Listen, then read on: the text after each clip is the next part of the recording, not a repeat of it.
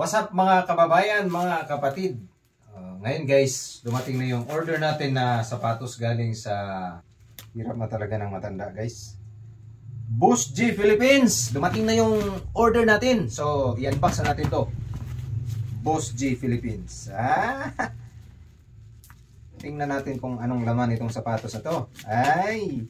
Surprise pa ako ngayon ha. Tingnan natin kung anong kayang laman ito. Malalaman natin ito ngayon guys. Uy! Ang ganda ng packaging guys, hindi talaga makita oh. So, tingnan natin. Tingnan natin kung anong laman ito. Oops! So, ang ganda naman yung pagpapackage siya guys. Sana ay matapos ito ng ano, kasi reels lang ginabi. Paspasan natin kasi reels na to eh. So, ito na guys. Ito na guys. Ito na talaga guys. Oh. Tadang! Si Hoka. Tingnan natin si Hoka kung makagamit ba tayo. Baka may ibang mga paa na suot-suot nito guys.